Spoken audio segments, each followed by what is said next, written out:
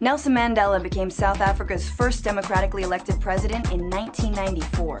It was the official end of white minority rule, otherwise known as apartheid. Apartheid, you've heard of it, but what exactly was it? I'm Francesca Fiorentini, and this is AJ+.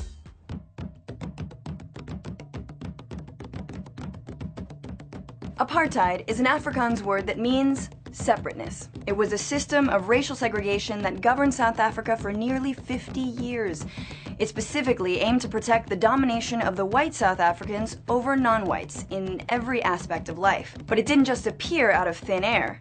During the colonial grab for the country between the Dutch-descended Afrikaners and the British, the rights of native black South Africans were sidelined. So when apartheid was officially made law in 1948 by the Afrikaner-led National Party, it was a continuation of injustices already happening. Afrikaners believed that South Africa was their God-given homeland, and that the white race was superior. The black majority was therefore seen as a threat.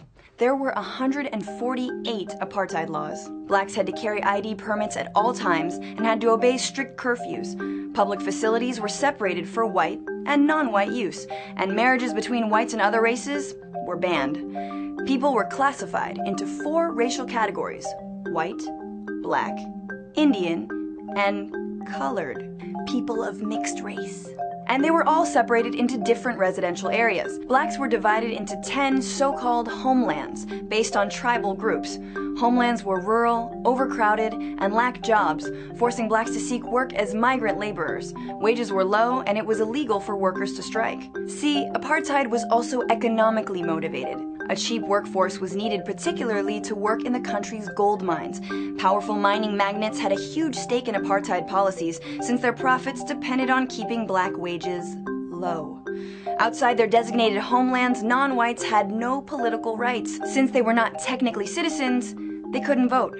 Education? Also divided. The state set up a separate education system for blacks that received a fraction of the funding that white schools did. Mandatory education ended at age 13 and was structured to funnel blacks into menial migrant labor. Exploitation? By design. Needless to say, there was resistance to these insane laws. Protests were often led by black students and youth and were met with severe repression.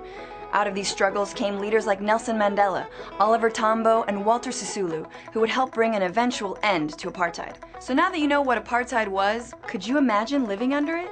Are there any similarly unjust laws that still exist where you live? Leave us your comments below. Peace and reconciliation.